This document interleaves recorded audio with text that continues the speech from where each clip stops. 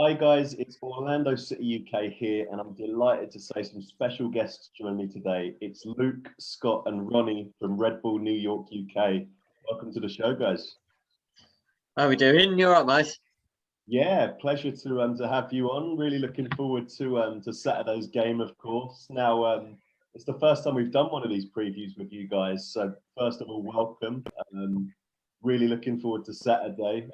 Before we get into everything, just quickly introduce yourselves individually and tell our listeners how Red Bull New York UK formed and the brand new website that I know you guys set up in the off season. Ronnie, do you want to kick this one off? Yeah, I'll kick this one off. So I founded the group about 5 years ago now, and I've been kicking around the UK, but invited Scott and Luke on with very recently and thought we'll try and take the UK by storm and just trying to appeal a bit more to UK and US and Germany and France who have had listeners too. But it's just nice to obviously meet yourself and other fans with like-minded that we are here and we do support MLS clubs. And yes, sometimes it's 4 in the morning, but sometimes it's 6 in the afternoon. Exactly, yeah. I'm certainly looking forward to the early kickoff this Saturday, and we're on Sky Sports too, which is always a good thing. So that's a bonus. You Now, go next, Scott. go on, sorry. You want to go next, Scott, or you? No, go on, mate. You go. I'm Luke. I'm a tech guy. But is that the right word for tech guy here? I minded all the website stuff. I don't want to be don't build myself too much. That was my idea of the website. Don't want to build myself too much. That was my idea. So yeah. And I've supported Red Bulls since 2015, so it was a pretty good first season winning the Shield. Nice. Yeah, I'm Scott. I've followed Red Bulls for a very long time, really. Metro Stars at the beginning. I was playing a football manager game way back when, and Tim Howard moved over to Manchester United, and I just decided that I'd take an interest in the team that he decided to leave. I'm not the tech guy, I'm not the founder, but I like to know what I'm talking about, so I'll do my bit. Good stuff, guys. Good stuff. I'm just interested as well at the beginning of this. So, who are your English teams? Ronnie, what about you first? Personally, it's Arsenal. Yeah, less said about that, the better at the moment. Me and you both, mate. I'm another gooner. Oh. Yeah, less said the better. Perfection. What about you, Luke? He did just say he's the tech guy. Just saying. We've lost the tech guy for a sec. What about you, Scott? Who's your English team? I am from Wolverhampton. I'm a huge Wolverhampton Wanderers fan. From my sins, it's not been the best year of all time, but it's not been too bad. Still crying over the loss of the greatest manager of all time this week, but I think I'll get over it by Saturday. Of course. No, fair play, lads. So, obviously, we're going to be previewing the weekend's game, Orlando City at New York Red Bulls on Saturday.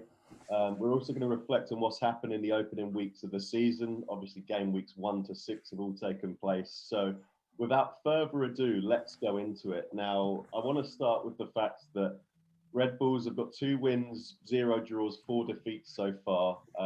We come into this game on Saturday on the back of 2 away defeats at the Philadelphia Union 1-0 and New England Revolution 3-1.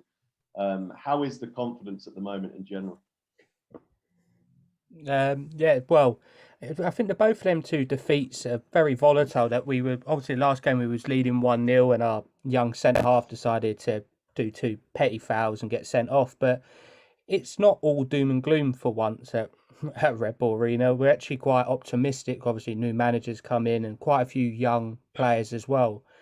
But it's just nice to be testing ourselves with new players. Whereas before it got a bit stale with certain players, and now we've got players coming in from Europe. It's a nice boost of energy. And yeah, I think we're not really looking too much into defeats recently. We're picking the good points, and well, me and Scott are picking the good points, and Luke's being his like absolute self of saying everything wrong. But no, it's been all right so far, and it should be a very interesting game Saturday. Yeah, no, absolutely. I mean, with the Red Bulls, obviously you've got Gerhard Struber now, who was at Barnsley before, but I want to know from you guys who have been watching the team for years. You had Jesse Marsh, of course, then Chris Armas. They were at the club a long time, but about Struber himself, tell us what formations he's been playing at Red Bulls, and are you convinced he's the man for the job despite this shaky start? Well, formation-wise, we go for a diamond. It's a flat four at the back, a midfield four that's quite deep. There are no wingers, a holding midfielder, a 10, and then two sort of shuttling central midfielders, and then two forwards up top. I think when you look at the last sort of two managers previous, Jesse was all about the traditional Red Bull press, and it came off very well. We were very energetic, we were very aggressive. Chris Armour's taken over, sort of took that aggression away. He took that, I think, for his, fair play. He wanted to put his own style on it all. We started to play a little bit more conservatively. We're a little bit less aggressive on the attack. The press wasn't quite as exciting as it has been. And it just didn't really fit the players and the style of the club. And I think Struber's brought back the essence, the sort of nastiness about New York Red Bulls that we like and that we've known from the past. In terms of shaky start, I think, yes, you look at 2 wins and 4 defeats, but as Ronnie said, we're not at the club, we're not really looking at that as a negative right now. I don't think anybody's particularly downhearted. We've seen too many positives, and I think he will do a fantastic job long term. Yeah, no, interesting, because obviously being an Orlando City supporter, obviously the Red Bulls is a team that's been in MLS a lot longer. We look at you guys and think, you're one of the bigger clubs in both the East and the West. Obviously, you're going through a little phase at the moment. If you look at us, we've only became a really good, solid club over the last year or so. But I want to know, there's only 6 points separating 4th place Nashville and bottom place Cincinnati in the East right now. So things can change in an instant. I mean, that's how budged up it is. But what is the ambition under Struber this season? You say you're not looking too much into the defeats. What can Red Bulls realistically achieve in 2021? I'll take this one. So Scott and Ronnie will disagree with me, but I still don't think there'd be no reason why we can't finish top in the East. Mm-hmm. It's very rare you see a runaway team in the East. Like in the West, it's always one of the 3 of Kansas City, Portland, or Seattle. Sort of one of those 3 who finish top. In the East, it's never really. You see different teams finish every year. It's always normally to the last couple of games. And this team's already been together a couple of months. And I don't think there's any reason we can't finish in the top 2 East at least. Confident. What about you other guys? What's the ambition for Red Bulls? How high can you finish in the East? Well, yeah, like Luke said, we could finish top 2, where I'd see ourselves just scraping playoffs, just outside the playoffs. I think I'd be very happy with just competing this year. But there's nothing that says the team can't push further on, and I think that's what we're all looking forward to. Is there is talent there, and hopefully they surprise us. But I'm not going to be as optimistic for the moment. I'm going to say round about the playoffs, qualified, not qualified, probably go up to the last game and probably be ever right Red Bulls, just to have the optimism there to the last minute and then pulled straight out, and just sad. Got you. I said when we were looking at the season preview at the beginning of the year, I said about 5th or 6th. I think the year that New York Red Bulls don't finish in the playoffs, that's when we need to hit the panic button. This team is more than capable. We will finish in the playoffs, but I think that we're still going to be learning this year. Next year, I think this squad of players with perhaps 1 or 2 additions will look very, very good. But this year, I think 5th or 6th, just scraping in at the bottom of the end. Yeah. So before we end the kind of season so far segment, scorecard report. What are we rating Red Bull's season out of 10 so far, lads? I'll go with a solid 6. Yeah. Room for improvement. Absolutely. Yeah. Fair enough. So the game itself, the matchup. Now let's dig deep into this. So obviously I'm a happy camper at the moment. My side, Orlando City, we've conceded the fewest number of goals, only 2 in Major League Soccer this season, which is incredible. The team has come out of the gate really strong this year under Oscar Pereira. I want to know, though, who is Red Bull's most likely player to breach this record? I'll tell you this one. I think there's a certain young American talent that I think most people have heard of now, Caden Clark. He just has a habit of either pulling off the piece of magic or just being in the right position at the right time. And he's a European-bound player. Everyone knows it, and it's actually nice to witness greatness in a young player. It's like when we had Tyler Adams now at another Red Bull club, and no doubt that he will be playing in a Red Bull shirt very soon. But sadly, he's either going to be Austrian or German. Yeah, no, absolutely. I mean, Caden Clark, you hit the nail on the head. I mean, I think most MLS fans know who this guy is now. I mean, for me as an opposition fan and Orlando supporter, I mean, I've seen this guy. He's 17 years old, right? And I mean, he's just performing beyond his years. How high is his ceiling? I mean, does he go to Leipzig after Red Bulls, or do you see him going to a potentially bigger club? No, he's going to Leipzig. Yeah. He's going to Leipzig. It's already confirmed, I pretty think. Right. Yeah. Yeah, but no, I think just touching on that, I think it's obviously with the Red Bull tie, Leipzig is very, but I don't think there's many other teams that would not be looking at him, because he was on trial with Barcelona for a summer camp a couple of years ago, and I think Spanish, English, French teams are all going to be looking at him. But Red Bull do what Red Bull do best, is get the young players in another team and then just snap them up where it's needed. Definitely. And like you guys have alluded to already, we've seen with Tyler Adams how his career's progressed since he left MLS. And with Clark in particularly, we were doing our stats preview that we'll release this week ahead of the game. And we noticed that Caden Clark scored in all of your home fixtures so far. So, I mean, he's a goal threat. So yeah, he's certainly someone we're taking notice of. But tell us, I mean, you guys watch Red Bulls every week. In kinds of the head-to-head battle in this one, what is a point of weakness in Struber's side at the moment that Orlando can potentially take advantage of in this one? I think it's quite clear, really, at the moment. Going into this season, we had 4 recognised centre halves. We have Aaron Long, who is obviously former MLS Defender of the Year, USA captain at times. You know, you can't knock Aaron Long's talent or ability. We've got Amro Tariq, former Orlando man. So that's, well, you know, yeah. There's another sort of link. Sean Nealis, a player that came through the academy in the Red Bull 2. And then the new acquisition, Reyes, formerly of Inter Miami last season. Aaron Long has taken a knock. He's going to be out for the rest of the season. We're now...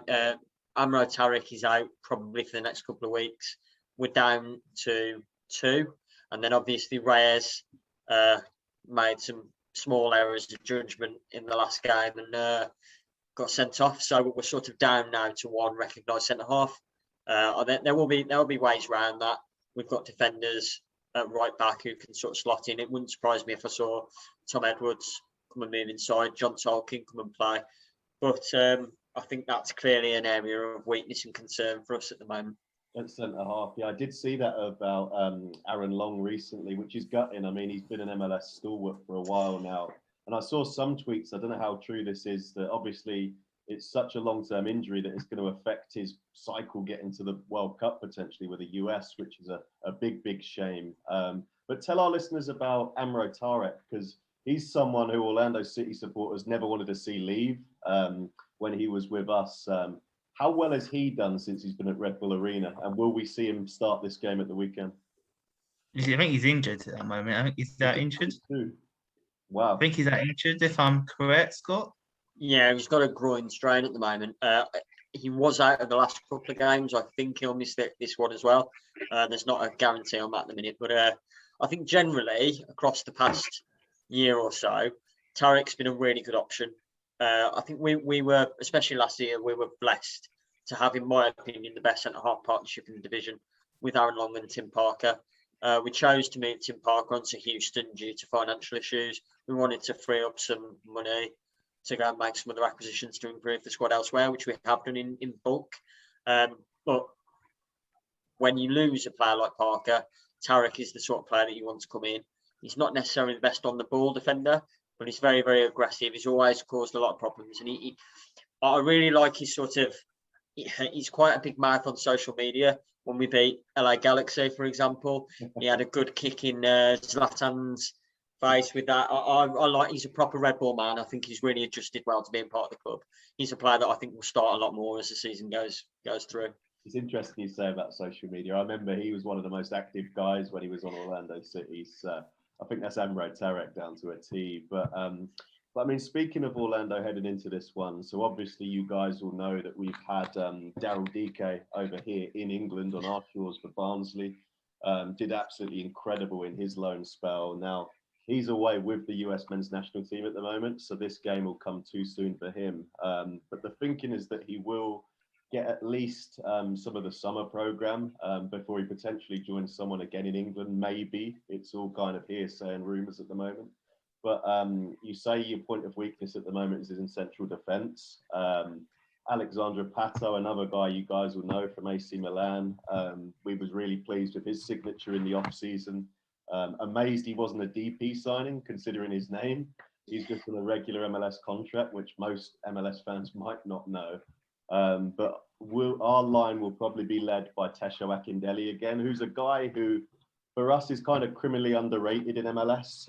He's not a star name, but he's got 2 goals so far this season, scored in our last game against Toronto at the weekend. So he's the guy who will be going up against your defence. But I want to know from your point of view, obviously, you know, we've got the guys we're high on and we like at Orlando City, but which players are you most concerned about facing, having seen our season so far? Well, I was very happy today when I read about Luis Antonio Nani getting the 2-game suspension, because I'm sure you were. Even especially coming from an Arsenal background, he's haunted me for quite a few number of years. So when I read that today, that brought a little smile to my face. But I've just been very impressed by the general squad at Orlando. That there is brilliant depth there, and the team is playing to a standard. Like I was just saying that Daryl Dike's out on international duty, which is a relief, because I've seen quite a bit of him at Barnsley this season, and he's looked at a quality asset. Yeah. And against a makeshift like back four this weekend, we've done the trip. But I've always had a little soft spot for Pato from his European days, so I don't want him to do well for 90 minutes on Saturday. But if he wants to do the rest of the season, he can do what he wants. He can score 30 goals and come second in the East. That's fine. But no, I think Orlando have built a very good squad. I think they've done a very good job, and I think it's a unit. That's the best thing about Orlando. There's not always about having the big names. I think we've learned that at Red Bulls, but it's going to be a tricky game for us, and I think they've just done a brilliant job down there at picking the right players. And it doesn't matter if they're DP or not DP. That especially like when Bradley Wright Phillips signed for the Red Bulls. Sometimes the little guys are the best guys, and I think that's what's working at the moment, especially. Yeah, absolutely. I mean, with us, year 1 to 5 in our existence, Orlando City are a bit of a laughing stock in Eastern Conference. Since Oscar Pereira's come in and you know, he's a manager who achieved, you know, good things at Dallas, you know, proven track record. He really has single-handedly turned our fortunes around. Obviously, there's been smart recruitment that Ronnie mentioned there as well, but we're kind of just enjoying the moment at the moment. You know, we're not the whipping boys at the bottom of the East. I think Cincinnati have kind of taken our now. So it's nice, and I mean, we're unbeaten, one of 3 sides unbeaten in MLS. So we're confident, obviously, but Red Bull Arena away, it's always a tough game. I do have to remind you guys and get it in that the last time we was there, it was a 1-1 draw, and we did seal playoffs that evening for the first time last season. If I remember correctly, the time before that, one of your own came back to haunt you in Sasha Question the season earlier. I mean, he never quite did it for us in Orlando, but what an amazing player for Red Bulls, right? He was a good player. That's a disservice to him. He was a good player. I think if you forget about his last season in the club and pretend that never happened, I just remember the other 2 seasons. You can't. He got 20 assists in 2016, 2017. A lot of expectation was put on him. He was meant to be the next Dax McCarthy, like captain, and like these guys now, I love Dax McCarthy, but Dax McCarthy was a fantastic captain, and he was never going to be that captain. I think he struggled with that, and it was right to move him when he did. Never quite did it Orlando. Doing quite well for LA Galaxy, so hopefully. And he's just great to have him back in MLS, really, I think. Yeah, I have to say, I mean, we're going back a couple of years now. We've gone into the time warp all of a sudden. But I have to say on question, just because I'm speaking with the Red Bulls guys, that when we did sign him, I was so excited about that transfer. I mean, like you said, the amount of assists he got the season before we signed him, I thought this is going to be a hit all day long, and it didn't quite work out. But what I will say on him from an Orlando perspective, I know you guys will back this up. What a consummate professional, though. Like, Fantastic. you know, great leader. One of those guys you need in a dressing room. You know, experienced, have played in Europe. So he although it didn't fully work out for him, he left Orlando as someone that was respected. That's for sure. Now, getting back to Saturday's game. Now, I know the Red Bulls have had quite the overhaul in the off season. I'm just going to list. You'll know him, but for the Orlando listeners, I'm just going to list some of the players that the Red Bulls brought in the off season. Now there's Tom Edwards from Stoke City, young fullback. Cameron Harper, an American from Celtic. Patrick Klimala, a forward also from Celtic. Frankie Amaya, very exciting attacking midfielder who we knew from FC Cincinnati. Andre Goodman, Yuba Diarra, Fabio, who's a striker, Carlos Coronel, a goalkeeper, and Andres Reyes, who we knew from those Sunshine Classico games against Inter Miami. So there's a load of names there. I know there's even more beyond those guys. So it was quite the overhaul. I'll go one by one with each of you because your answers may be different. But which edition looks the best so far, and which edition are you most excited about? Let's start with you, Scott. For me, the best so far, I think, has to be Andrew Goodman at left back. We as a club have always had good wing backs. We go back a couple of years. Murillo and Kimo Lawrence used to cause all sorts of problems down those wide flanks. It's integral to the way we play football. And the last sort of 12 to 18 months, we've not really had that same quality, especially at left back. Andrew Goodman in his opening few games has looked an absolute superstar, really. Defensively, solid. He's managed to score a goal. His ability to cross balls in from deep as well as from the byline are absolutely fantastic. He can play as a winger as well as a wing back. For me, he links up play really well. He's been exactly what we need. He's actually only on a loan from Atlanta at the minute. They managed to buy his rights from Celtic. Again, we like Celtic this year. They've loaned him straight out to us, purely due to George Bello, I think, being at Atlanta and not having room for another left back. Yeah. For me, it will be criminal if we don't make that permanent next year. So yeah, my sort of signing of the season so far is Andrew Goodman. Luke, what about you signing of the season so far? Obviously Goodman's great. Amaya, I just think it's touched great work by the office. I haven't managed to get him, and I think best so far you'd probably go with either Fabio or Goodman, like Scott said. Fabio got 40, you can't go wrong with it. Most excited though, I would go with Kamala. It got a heavy transfer fee on him. Very young, got a lot of potential. And to me, he can be that 20-goal season striker we need, I think. Got you. Now, before I go on to Ronnie's choice, what is the Celtic link? Because like you said there, Andre Goodman, Klimala, Cameron Harper, is it just coincidence or is there a deeper link with the Red Bulls recruitment? I think it's coincidence at the minute. There's not been any sort of named. I know that Atlanta and Aberdeen have got a link, so I thought maybe we'd get something similar. But no, I just think we've clearly got on quite well with their front office and gone back a few times for some transfers.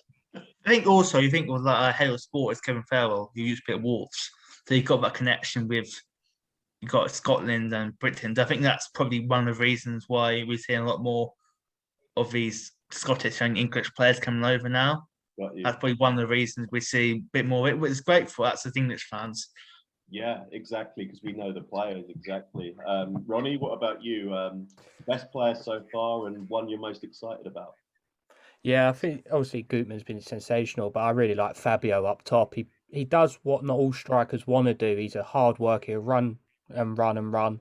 But also, if there's a chance to shoot, but there's a teammate who's open, he will pass. He's a good asset to have the team. And when Klimala gets in the team, it's going to be a very exciting partnership. But most exciting, Frankie Amaya. We've all seen what he's done at Cincinnati, and now it's just it's always lovely to have that little number 10 who can run around and create magic. And it's just now getting him in the team and suiting the lineup and everything. But no, he's very exciting to have in the team, Frankie Amaya. That segues nicely onto my next point. I'm going to get one of you to take this.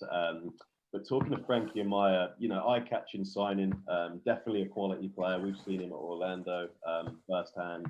With Caden Clark and him, though, before I go into you predicting your lineup, who plays where between Amaya and Clark? Because I'm really interested with your formation. Did you say it's a diamond? Yeah, we play the diamond 4. Clark tends to sort of mix it up between the shuttling sort of left position and the 10. He will drift into both of those. And Maya will tend to play in the other sort of shuttling position. We've actually seen the emergence of Christian Caceres Jr., who has usually been more of a conservative football player, play in that sort of 10 role, while Clark drifts out a bit further wide in the diamond. So that's happened. And then in the holding role is the captain, Sean Davis. But the 3 midfield players that we have in Caceres, Clark and Amaya do a bit of rotation throughout the game, depending on what's needed. Got you. That's a good start. I'm going to get you to take it, Scott, because you've kind of got the midfield covered there. But I'm going to put you on the spot with the injuries, with the suspensions. Tell our Orlando City listeners, what is Red Bull's probable lineup back to front for this game on Saturday at Red Bull Arena? In goal, Carlos Coronel, new signing from Red Bull Salzburg on loan. Right back, I'm going to go with Tom Edwards. At left back, Andrew Goodman. At centre half, I think we'll go with Sean Nealis, and I think we're going to push Carl Duncan on the inside. Then, obviously, the midfield 4 of Davis, Amaya, Caceres, and Clark. And up top, it will be Fabio and Klimala. Nice one. Now, Fabio, you've mentioned him already. Am I right in thinking he's an absolute brute, isn't he? I've watched a few MLS highlights. Isn't he something stupid, like 6'5" or something? Cool. Yeah, no, he is a Brazilian powerhouse, and he's a bit of an old-fashioned player as well. That if he has to put his head in the boots, he don't mind. And if someone annoys him, trust me, the Orlando fans will be saying something about him on Twitter and other social medias. Yeah, I am looking forward to that battle. I mean, you'll know our centre halves. Robin Jansson's just come back from injury. Who's our brute? Our Swedish Viking at the back. He's no nonsense either. And obviously Rodrigo Schlegel, who you will know as the world's best sub goalie after that penalty shootout last season. He's been in all seriousness now, he's been very, very good at centre half, doing his day job this season. Was a depth piece last season, but has stepped up really, really well. He actually played left back the last game in Moutinho's absence, and Carlos and Janssen was the centre back duo, which for me, obviously I'm biased, but for me it's right up there with the strongest defensive partnerships in MLS. So looking forward to seeing those guys again. But last few questions now. We're getting towards the end of our interview. Time is flying as it always does. But obviously for this game at the weekend, we're going to see both our sides not in white and not in purple. They're wearing these one-off jerseys, aren't they? These prime blue Harley Ocean plastic jerseys. We've got the blue one, you've got the white one. What are you making of them? Fashion faux pas or must buy? I mean, I guess I better take this because I'm an Ipswich fan, and this is basically an exact replica of our away kit for the season. And I've got all of the one of the kits, the Red Bull kits, and yeah, I like it quite a bit. It's just a really nice kit. I mean, despite what the friends at NY New York City FC say on Twitter, it does not mean New York is blue. Different shades of blue, and it's for a good cause. I just really like the nice little kit. I've got that coming to add to my Red Bull collection. Sometime in June when I get past custom, so it'll be fun. Yeah, nice one. I mean, I'm a sucker for it too. I bought our one. I've got to admit, I do prefer the white to the blue away one. The blue one is very loud, but with these things, if it's anything Orlando City, I want to buy it. So, but interestingly, talking of shirts and stuff there, obviously you guys who have Red Bulls kits yourself, what's the most prized possession in the collection quickly? What about you, Scott? I'm wearing it. If this sort of 15 shirt is my one. Just a favourite. It's the first one. I mean, I bought t-shirts before. This is the first jersey I ended up buying, and it holds a lot of sentimental value. Nice, Ronnie. What's your favourite Red Bulls kit so far? Have you got a collection? Yeah, I've got 4, 5, or well, that's when I last counted. I kind of don't want to always remind myself how much money I've spent, but no, it's from a couple of seasons ago, and it was Bradley Wright Phillips on the back when I actually went to Red Bull Arena. So it holds a bit of, it holds good memories of going to watch Red Bulls beat NYCFC. Just throw that out there. But no, yeah, it's just nice as well to have an attachment of a player on the back, and Bradley being English as well, being a UK group, and just being a legend as well. Yeah, BWP99, nice. Now, Luke, what about you? Favorite I nearly said NYCFC then, obviously not. Favorite Red Bulls jersey? Mine's not a jersey. I've talked about this one before. Somewhere, I'd say somewhere, I can't find it right now. It's somewhere in its house. When the MLS was bonkers many years ago, New York Red Bulls got into the Western Conference playoffs, 2008, and somewhere I've got a 2008 Western Conference Champions shirt. Nice. So I can't find it at the moment. It's somewhere in my house. I'm going to try and dig it out. But I've also got a jersey bought when I went to New York, which obviously it's always better to buy a jersey at a club shop than on the internet. Absolutely. You don't have to pay international shipping either, which is always a bonus. Oh God, we hate those international shipping fees here at Orlando City UK. We know them all too well, that's for sure. Now, last but not least, final question, guys. We'll go one by one. We'll start with you, Luke. Got to ask it. What is your score prediction for Saturday? So I don't think we'll lose. I think we'll win. I think any two countries Red Bull Arena is going to struggle, especially with and we're going to have more fans there now from Gavin's Murphy, and I think that they're going to remove a 6 feet restriction. So I think having more fans will help that. I think there'll be quite a few goals in it. I think it'll be a 2-2 draw. 2-2 draw for Luke. Ronnie, what are you saying?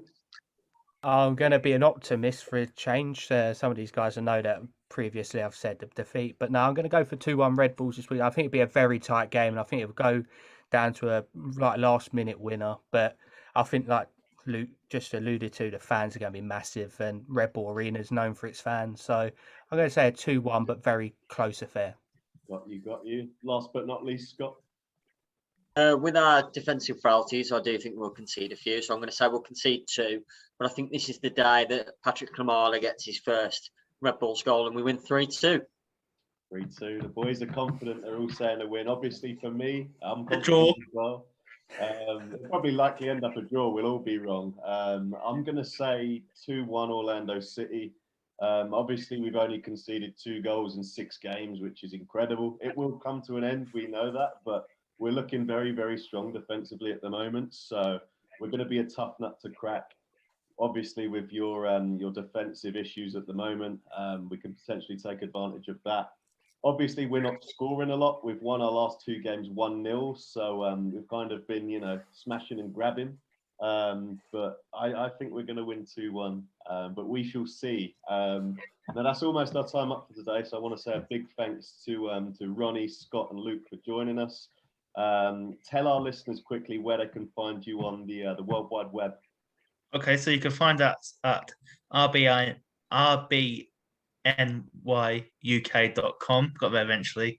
You can find all the latest news and views about the New Red Bulls. You can also find our podcasts on Anchor and all major platforms. Good stuff. Now, as for Red Bulls versus Orlando City, we won't need the cans of Red Bull this week. We had them last week because this one kicks off at 6 p.m. UK time on Saturday. It's actually right before the Champions League finals. So going to be sitting in front of my TV for a fair few hours on Saturday. Even better, you can watch it live on Sky Sports Football on the red button. So may the best team win. Thanks to the guys. But until next time, vamos Orlando. Cheers, mate.